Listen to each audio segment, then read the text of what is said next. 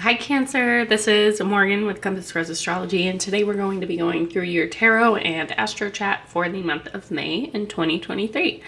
And in these, in these videos, I like to go through the transits that we can be expecting to see this month and see what might be highlighted most for you. And then we're going to do a tarot reading to see what kind of story you might be expecting or which planets might be activated most this month for you. And then at the end, I pull an oracle card just to get one last final message from the universe to help maybe ground some of the messages that are coming in. And I do these videos from a rising sign perspective. So you can see over here that Cancer is on the ascendant in the first house. And these are general readings, so just take what resonates and leave what doesn't. But one of the things I suggest that might be helpful for you is to go ahead and watch also your sun and your moon videos, because depending on your birth chart, you might have those a little bit more activated, and some of the messages in those videos might be a little more personal towards you. So kind of combining all three messages, all three videos will probably have the most results for you that you might be looking for, and might be more specific towards you. So yeah, let's just kind of chat through and see what transits we have coming up for this month, Cancer. I think probably the biggest one that we're going to be experiencing is in it happens on May 1st, and it's going to be Pluto going retrograde in Aquarius of your 8th house. And that means it's going to be moving back towards Capricorn on June 12th. It will enter Capricorn and go back into your 7th house. So you might be experiencing a lot more themes between those two houses, especially over the next few years. Like year or so, basically, until Pluto finally goes direct in Aquarius and stays direct in there for the next 20 years, basically. And so we'll see if that comes up for you in your tarot reading. Another big aspect that we have happening this month is we have a full moon, a lunar eclipse in Scorpio of your 5th house, and that could indicate some really incredible beginnings for you. And I think this is really fun because it's in your 5th house, so it could be something really exciting. And it is ruled by Mars, and our last solar eclipse in Aries was also ruled by Mars. So I really do think that your 1st house is being really incredibly lit up and kind of challenged at this point. But we also have Mars going out of your 1st house into your 2nd by the end of the month. And I think that we'll probably see that lit up a lot for you. One really fun thing that we do have happening is Venus is leaving your 12th house and moving into your 1st house. So that could feel really fun for you. Venus, the house of pleasure and fun and beauty and harmony, going to be in your 1st house, which could just give you the kind of oomph you need to really be feeling yourself and get really excited about who you are and how you look and how you act, and really treat yourself well, which is really fun. And let's see. We also have Jupiter is moving out of Aries this month and will be moving into Taurus for the next year. So I think having another benefit besides Venus moving into your 9th house will be really exciting and fun. And yeah, so let's just jump into the tarot reading. Just so you know, this is a whole new setup, so hopefully you don't mind it. We'll be moving back to our kind of regular setup next month. And I also don't have any of my cleansing tools, so when I was doing the shuffle, the pre-shuffle, I shuffled it with the intent to bring in clarity and purpose and hope and constructive comments to you from Spirit. So I just want to say thank you so much to Spirit for providing guidance to Cancer and for providing messages for their higher good. Thank you so much, Spirit. What has Cancer been going through? Thank you so much. Whoops. A lot of cards wanting to come out then. Okay, let's see if we can get one more card. Wow, okay. Excuse me, I think I have some allergies going on this month. Okay, so we have some really interesting cards here for you, Cancer. So we're starting off with the Four of Swords, the Temperance card, and the Death card. So having two major arcana right off the bat, I think that you've gone through a really decisive time for you. I feel like, especially paired with this Four of Swords, that there's a lot going on internally in your mind. And this really, I think it was Taurus that had a similar kind of, no, I'm sorry, it was Gemini that had a similar start, because they had three major arcana to start off with. So usually when that happens, this is incredibly personal and really intuitive, and something that you're going through kind of like spiritually for yourself. So you could be a very spiritually guided person. You could be someone that really relies on your intuition and your gut to make decisions.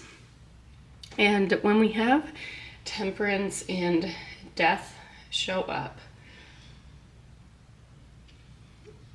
especially, okay, I really do feel like this is indicating that there might be a kind of a loss here of purpose and a loss of drive. And it might be a feeling of just kind of defeat. And it's something, maybe you feel like you've had to slow down a lot recently. And there's another...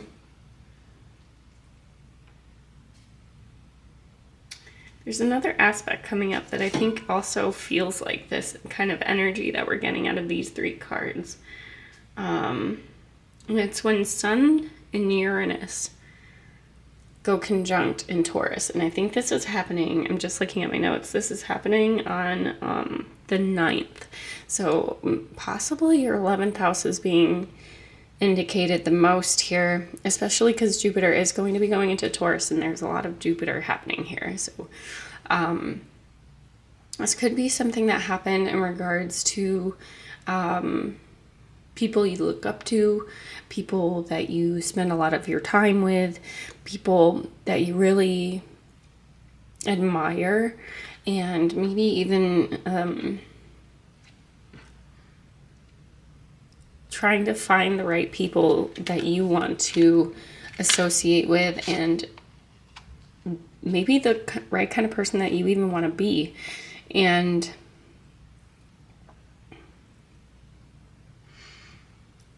I think this is really strongly related to how you express yourself, because Mars is also being indicated here. So this is really lighting up your first house. So maybe this is something that since the eclipse is going to be in your 5th house, this is something about how you creatively express yourself, how you look, how you present yourself.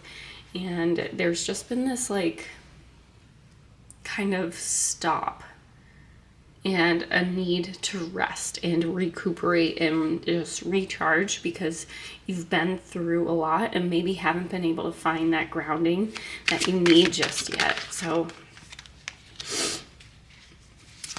let's see, what else is Cancer going through right now?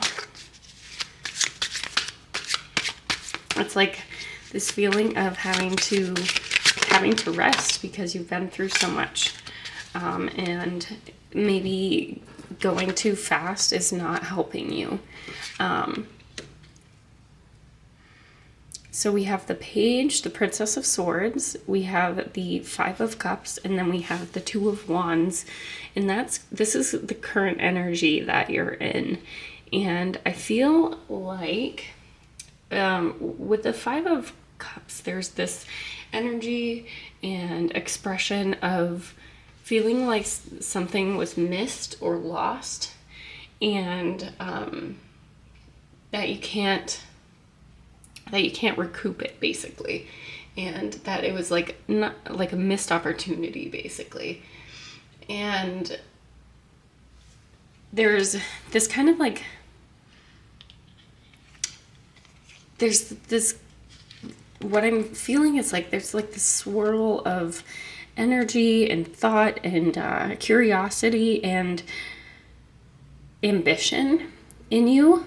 And there's just a feeling of not wanting to miss something or lose out on something. And maybe really like, you know what this is really making me think of is like wanting to find your purpose in life and really feeling incredibly lost. And it's funny because you don't have any like really strong heavy placements over here in your 12th house, which can sometimes indicate kind of like a dark night of the soul. But I really do feel like you have felt that way for quite some time. And I think you feel really lost and kind of like disenchanted, basically. And that spirit has something's made you like slow down and kind of like take a break, and it's not helping you personally. You feel restless. You feel like you need to go out there and take charge. But some things keep getting in the way for you. And this could be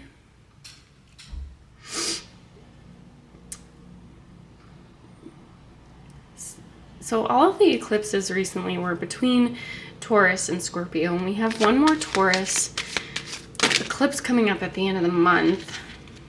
Okay, we'll take these for what you're going to be experiencing. Yeah, okay, so this is wonderful. This makes sense. Okay. This is so funny because it's just like, it's like spirit's like trying to like slow you down and prepare you for this incredible experience that you have ahead of you. And so what we have coming in for you is that what you have to look forward to, and I do think, let's see, it's going to be happening when the eclipses finally go into Aries and Libra, because we have Aries heavily indicated with the Emperor, and then here you are showing up Cancer as the Queen of Swords, which is also the Libra card. So the nodes are just beginning to switch over into the Aries and Libra signs, which is going to be your 10th and your 4th houses. And I think that's really wonderful because you're getting this really powerful opportunity coming in for you. This Ace of Pentacles, which indicates stability, wealth, abundance, and happiness and great experiences too. And here you are kind of showing up as the Queen of Swords, which is someone, this is what you're preparing to become. I think you're kind of stuck in this like restless, curious, foundationless area, and spirit's just trying to slow you down so that you can see this opportunity for what it is when it comes for you in the future. And so that you can be prepared and be the best version of who you are. And sometimes that means slowing down. And like Cancer, you are a water-ruled sign, but you have a lot of air energy happening throughout all 3 phases here. And so there's this need to kind of quiet your mind, really focus on what it is that you stand for and who you are, and be honest and true to yourself, because the Queen of Swords is all about honesty. And then we have the 8 of Pentacles, we have the Emperor and the Hermit. And so what this means to me is that there is going to be some hard work to get to where you want to be, but this pentacle and this mindset that you have is going to allow you to become the leader that you want to be and that you know you can be of your own life. And I'm not saying that you're going to be leading other people because I'm like, you know, like a boss or something. You might. I am getting like strong entrepreneurial vibes here with the Emperor, and we do have the 10th house, which is the house of career and how people see you and where you show up in the public arena, basically. And this is showing that I'm getting really strong entrepreneur vibes here. So this is a kind of a specific reading. Isn't very general, but if you're someone that is really trying to find their purpose in their production, basically, and what they put out into the world, there's a very strong chance that it will come to you soon when the eclipses go into Libra and Aries, like, and stop going back into Taurus and Scorpio. So it could be kind of closer to the third quarter of the year, excuse me. Oh, that's so funny. But this is something that will take a lot of hard work, but I know you're not afraid of that. I know you're ready for that. And that's what the energy is here too. Like, you're just like, but I just need to know. I need to know what I need to embody. I need to know what I'm working towards and what my goals are. And it's just been kind of hard for you to see it with this Two of Wands. Like, there's so much possibility and potential. But this position for you, this way that you present yourself to the world, is going to bring you so much success and abundance. It is going to bring in some hard work for you, but with the right mindset and the right sense of understanding, I think there's like another level of kind of wisdom that you take on in this position. And it could be that, like, maybe you are this bright light that people want to look at and communicate with and be with, basically. And I think you're a very, very strong person, Cancer. I think you might sometimes have a hard time with communications, but this is a wonderful way for you to express yourself, and that can bring you a lot of abundance and success, and allows you to really sit in the environment that makes you comfortable, and that allows you to truly flourish. So let me see if I can get an oracle card for you, Cancer. Let's see, does Cancer have a message from the universe? Okay, we have travel. You know what? Taurus got this. So if you have any Taurus placements, I think, or someone in your life that has Taurus placements, that might be a beneficial video for you to watch as well. So we have horse.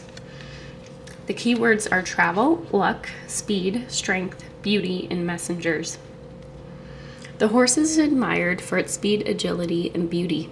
Horses have a special relationship with humans and have heavily influenced the course of human history.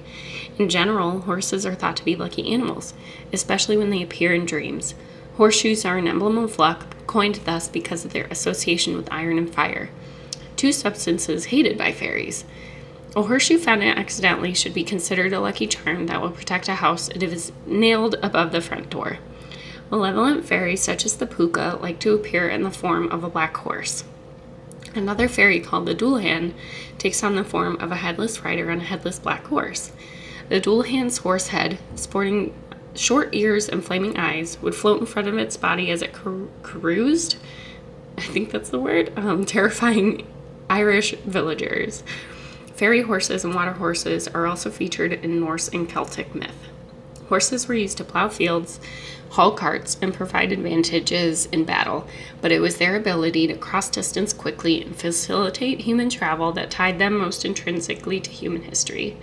In most belief systems, horses have a place of honor and are considered sacred animals. In a reading, horses are a symbol of travel, adventure, and a wandering spirit. The horse may indicate a restless spirit, wanderlust, or the need for a new adventure. The journey that a horse may personify can be literal, across a physical distance, or it may be metaphorical. For example, you may find yourself embarking on an internal journey towards self-empowerment, a course of study, a new venture, or a relationship. The horse reminds us of the sacred cycle of life and of the value of the journey itself. Try not to focus on the end result to the detriment of the journey. The way in which you get there is often more important than reaching the end. You will experience times of prosperity in life, but remember that pain, illness, loss, and failure are also steps along the way.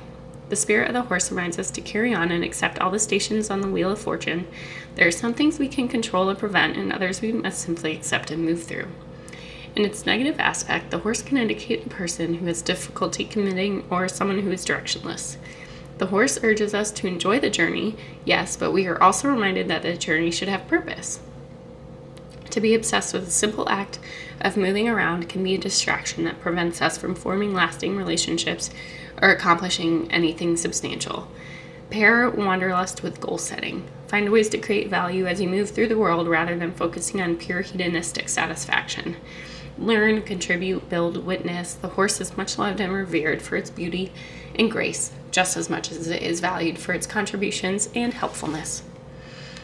I love that reading for you, Cancer. Thank you so much for being here and for watching. I truly love doing these readings for you, and I love that you watch them too. I would be so happy to hear if you have any stories that might relate to the astrology or to the tarot, and please leave some comments in the chat below. I would love to hear from you, and I just want to say thank you so much for watching these videos, and I can't wait to see you in the next one. All right, bye.